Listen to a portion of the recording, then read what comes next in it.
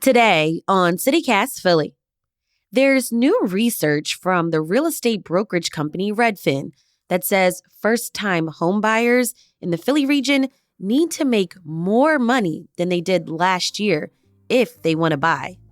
I'm speaking with a reporter about the cost of finding a starter home. It's Monday, August 14th. I'm Trenae Nuri, and here's what Philly's talking about.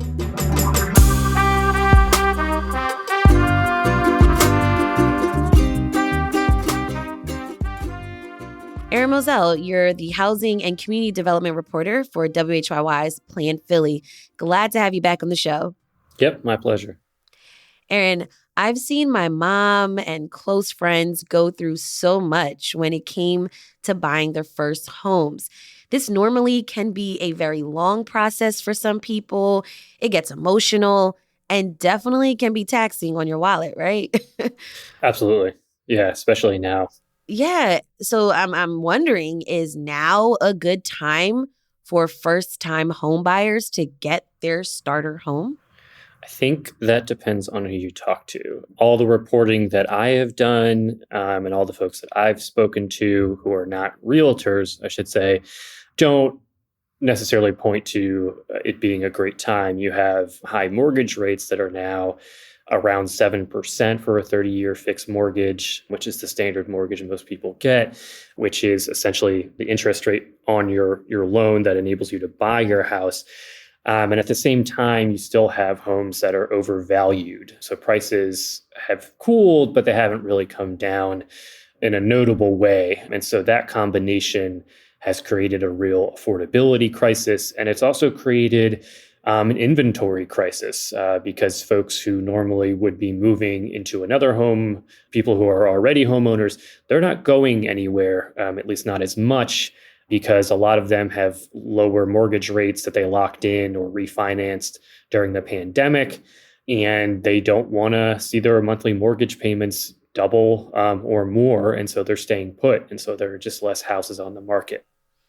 And this isn't just happening in Philly, right? This is a national trend.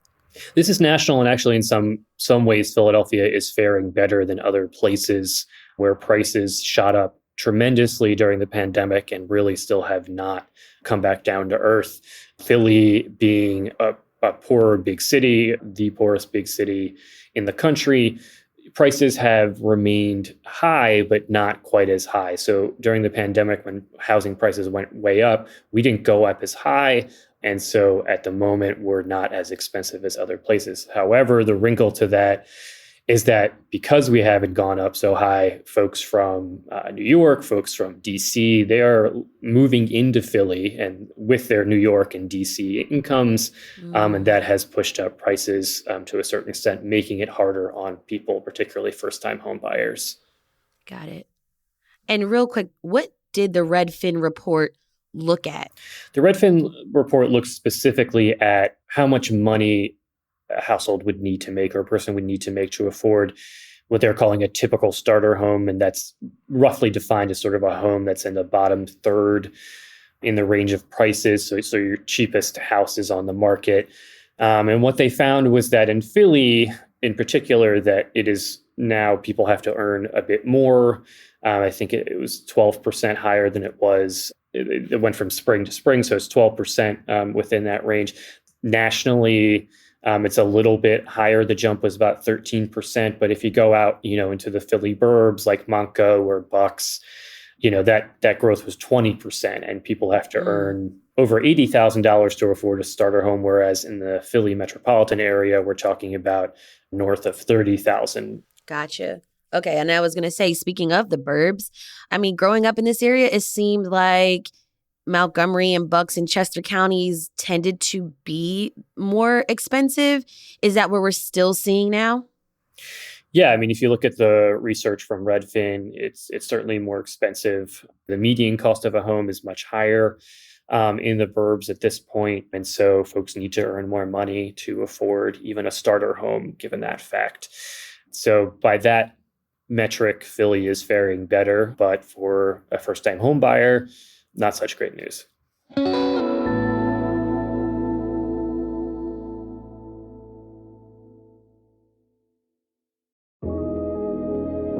Hey there.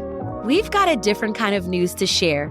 It's someone's birthday, our birthday.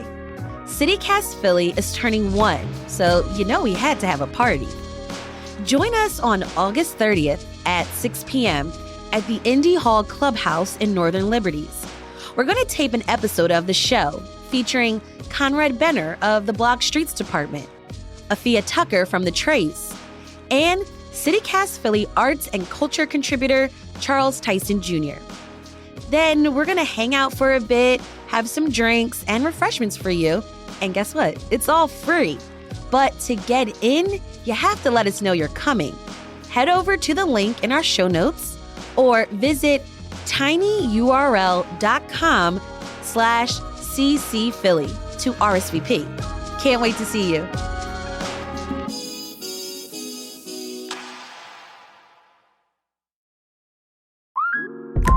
Between the kids being home and hosting, everything in our house gets used up in summer. With Instacart, I can save money by stocking up on all my favorite summer brands. I save time by getting everything delivered in as fast as an hour. And I save myself a sink full of dirty dishes by stocking up on paper plates for the annual summer cookout. Save more on summer essentials? Spend more time enjoying summer. Add summer to cart. Download the app to get free delivery on your first 3 orders. Offer valid for a limited time. Minimum $10 per order. Additional terms apply.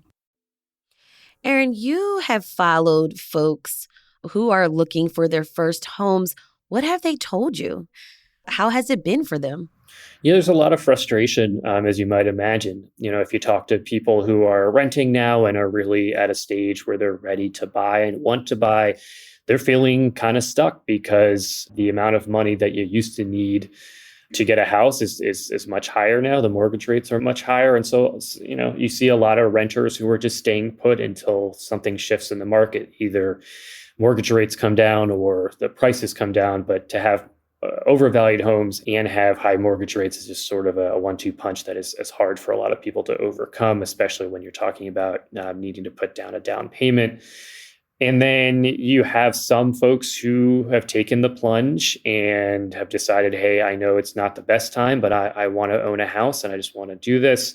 And they're paying a lot more than they were in many cases in rent. Their mortgages are higher and their plans are across the board are to refinance at some point, hoping that the market creates a situation where mortgage rates can come down. If it could go down to 5%, that would open things up quite a bit more, according to experts that I've spoken to. And then on the other end, you have people who, bought a house in Philly at some point, maybe without kids. They had their first kid, they were okay on space, and now they've had their second kid maybe, and they need more space, literally. They're scrunched. But as I mentioned earlier, they may have locked in a mortgage rate initially that was below 5%, or they refinanced to that level. And so the idea of more than doubling their monthly mortgage rate is just not an option for the amount of money that they're making. So a lot of frustration, a lot of compromising, a lot of wait and see, I think is what we're seeing right now. It's frustrating, though. It's so easily to fall in love with a new home. You're like, oh, look, a backyard, another room. I want it now. Right, exactly. And Philadelphia traditionally has been a place that's been generally affordable. As sort of reference, other cities have become, not affordable in a way that Philadelphia has not. But because this is happening nationally, Philadelphia is not an exception to these trends. It's just faring a little bit better, but it's still really tough for a lot of people, even people making decent incomes.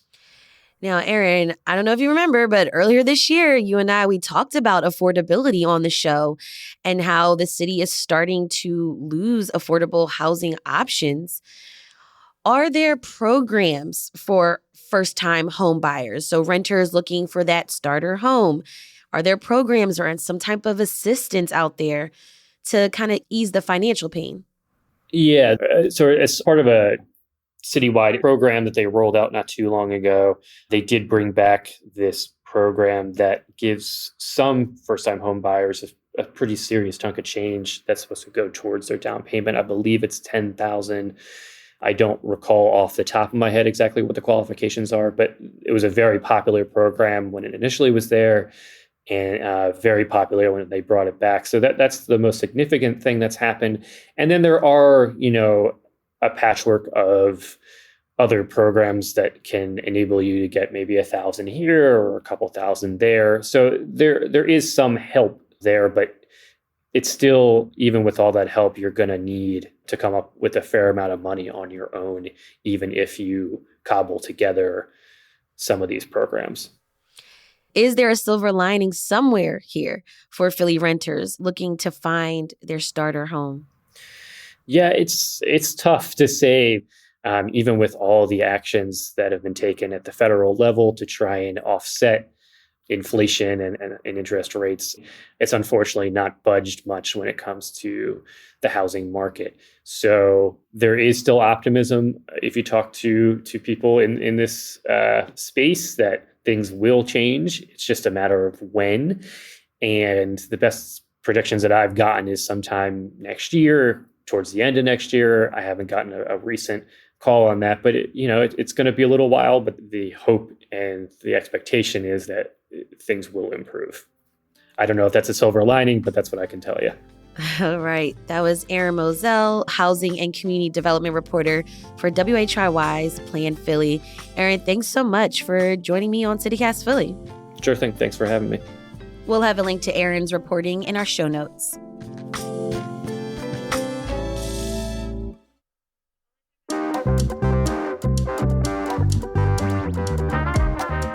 That's all for today here on CityCast Philly.